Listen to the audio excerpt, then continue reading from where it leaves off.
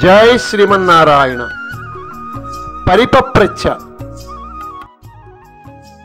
మోక్షము ఎలా లభిస్తుంది? విశ్వామిత్రుడు బ్రహ్మర్షి అయిన తర్వాత రాముడే ఉపాయమని తన రక్షణ బాధ్యతను రాముడికి అప్పగించి, నేను నాది అనే రెండింటినీ విడిచి రాముడితోటే ఉన్నాడు. ఇలా భగవంతుడే శరణమని నమ్మి సర్వభారములు విడిచి తన కర్మను భగవత్ప్రీతిగా సమర్పించేవారు మోక్షాన్ని పొందుతారు. విశ్వామిత్రుడు అలాంటివాడు. అతడు రాముణ్ణి రక్షకుడిగా వరించాడు. తన రక్షణకు సాధనములుగా ఉన్న విద్యలను, అస్త్రములను మొదలగు అన్నింటినీ రాముడికి సమర్పించాడు. తాటక సుబాహులను రాముడి చేత చంపించాడు. అదే దారిలో కామాశ్రమమును దాటి సిద్ధాశ్రమమునకు చేరాడు. ఇంతకాలము తనకు అంటిపెట్టి ఉన్న దోషములన్నీ భగవంతుని పరిపూర్ణ అనుగ్రహం వలన తొలగిపోయాయి.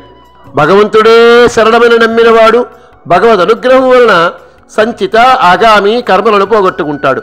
కానీ శరీరము ఉన్నంతకాలము, అనగా ప్రారబ్ధ కర్మ ఉన్నంతకాలము భాగవత సహవాసంతో జీవించాలి. భగవత్ సంబంధం గల కథలనే అనుసంధానం చేస్తూ ఉండాలి. విశ్వామిత్రుడు రామలక్ష్మణులతో కలిసి విష్ణు పాదాల నుంచి ఆవిర్భవించిన గంగా వృత్తాంతాన్ని స్మరించాడు. పరమశివుని శక్తి వల్ల ఆవిర్భవించిన కుమారస్వామి వృత్తాంతాన్ని స్మరించాడు. క్షీరసాగర వృత్తాంతమును స్మరించాడు.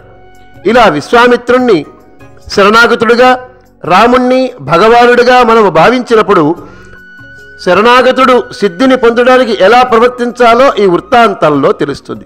అలాగే రాముణ్ణి మానవుడిగా, విశ్వామిత్రుని గురువుగా మనము భావించినప్పుడు శిష్యుడు గురువు వద్ద ఎలా ప్రవర్తించాలో నిరూపించబడింది.